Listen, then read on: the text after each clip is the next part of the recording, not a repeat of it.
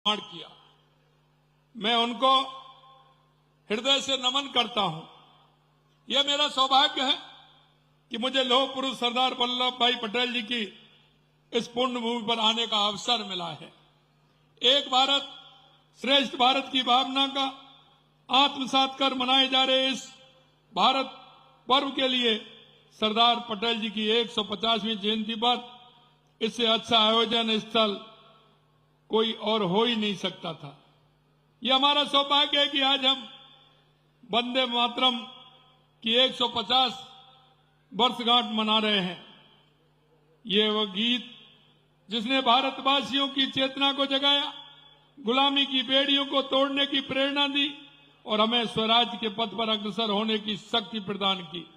आज इस अवसर पर भव्य स्टैच्यू ऑफ यूनिटी के सामने खड़े होकर अपार गर्व एवं अनुभूति हो रही है। देश की एकता अखंडता का प्रतीक ये भव्य विशाल प्रतिमा सरदार पटेल के फलौदी व्यक्तित्व और उनकी दृढ़ इच्छा शक्ति का प्रतीक है। जिस प्रकार सरदार पटेल ने अपने कार्यों से भारत को एक करने का काम किया, वह हमारे लिए आज भी उतनी ही प्रासंगिक जितनी आजादी के बाद थी।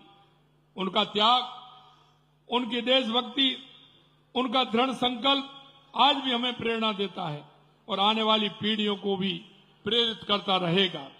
भारत पर्व केवल एक उत्सव नहीं है, ये हमारी सांस्कृतिक विरासत, हमारी विविधता और हमारी एकता का पर्व है। 2016 में प्रारंभ हुआ ये आयोजन आज महत्वपूर्ण सांस्कृतिक कार्यक्रमों में से एक है। आज देश के विभिन्न राज्यों की संस्कृति, कला, व्यंजन और हस्तशिल्प का यहाँ एक मंच पर प्रदर्शित होना सरदार पटेल के एक भारत श्रेष्ठ भारत के स्वप्न को साकार करता है। देखो अपना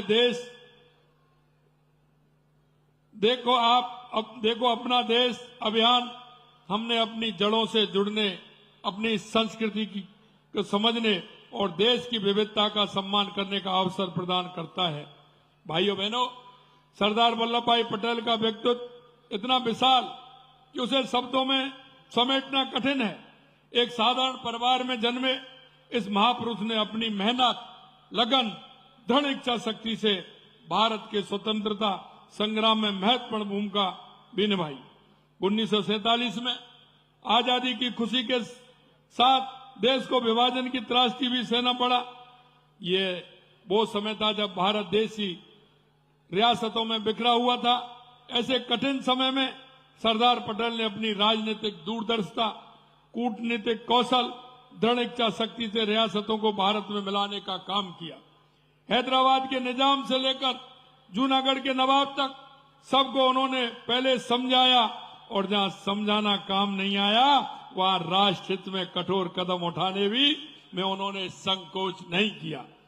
उनके फौलादी व्यक्तित्व का अंदाज इसी बात से लगाया जा सकता है कि 2 वर्षों के अंदर उन्होंने असंभव दिखने वाला कार्य संभव करके दिखा दिया। कश्मीर से कन्याकुमारी तक, गुजरात से आसाम तक एक भारत का निर्माण किया।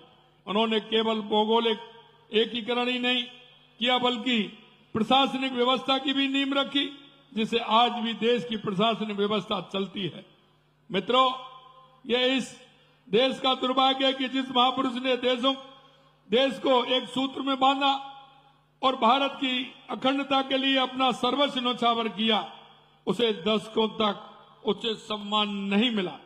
जिन महापुरुषों को राष्ट्र के मुकुट पर बैठाना था, उन्हें इतिहास के पन्नों में दबाने का प्रयास किया। कांग्रेस ने देश को ये जताया कि इस देश में सिर्फ 3 लोग का योगदान है और वो आप जानते हैं कि वो योगदान किनका मानते हैं। नेहरू परिवार का योगदान मानते हैं। बाकी सभी महापुरुषों का नाम और काम उन्होंने इतिहास की अंधेरी कोठरी में दफन करने का प्रयास किया। केवल एक परिवार की जयकार होती रही है। राष्ट्र के वास्तविक निर्माताओं को भूल गए। इस हर परियोजना का नाम सिर्फ उनके नाम रखा। मित्रों, आज समय परिवर्तित हो चुका है। देश के यशस्वी प्रधानमंत्री नरेंद्र मोदी जी के सत्ता संभालने के बाद राष्ट्र के सच्चे निर्माताओं को वो सम्मान दिया जा रहा है जिसके वो हकदार हैं। स्टैच्यू ऑफ यूनिटी इसका प्रत्यक्ष उदाहरण है। सरदार पटेल की यह प्रतिमा उनके प्रति राष्ट्र के कृतज्ञता का प्रतीक है। इस प्रतिमा का उद्घाटन कर माननीय मोदी जी ने पूरे विश्व को दिखाया कि भारत अपने नायकों का सम्मान देना जानता है। इसके उद्घाटन में मोदी जी ने कहा था, पटेल साहब ने देश को जोड़ा है, आज हम उन्हें वो सम्मान दे रहे हैं जो बहुत पहले मिलना चाहिए था। ये प्रतिमा ये संदेश देती है कि भारत अपने सच्चे नायकों को कभी नहीं भूलेगा। ये प्रतिमा हमें सिखाती है कि एकता में ताकत होती है। माननीय मोदी जी का विजन कि हर भारतीय सरदार पटेल की विरासत से जुड़े, आज एकता नगर के रूप में यह स्थान राष्ट्रीय एकता का तीर्थ बन चुका है। आज हम अपने सभी नायकों को उचित सम्मान दे रहे हैं। साथियों, ये हमारा दायित्व है कि हम सरदार पटेल के सपनों के भारत को और मजबूत बनाएं।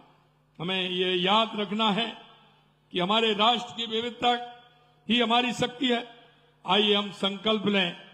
और आप देख रहे हैं कि उन्होंने जो कहा, भारत की विशेषता, जो उन्होंने कहा वो करके दिखाया। अनेकता में एकता, भारत की विशेषता। आइए हम सब संकल्प लें कि उनके आदर्शों पर चलते हुए ऐसे भारत का निर्माण करें जो सशक्त और समृद्ध हो। अंत में एक बार मैं फिर से सरदार पटेल जी को नमन करता हूं और इस कार्यक्रम के आयोजक जिस तरह से ये कार्यक्रम रखा है, मैं उनको भी धन्यवाद देना चाहता हूं। और आप सभी इस कार्यक्रम में जो सहभागी दे रहे हैं, आप सभी को भी धन्यवाद देता हूं। आप सभी को बहुत बहुत धन्यवाद। जय हिंद, जय भारत।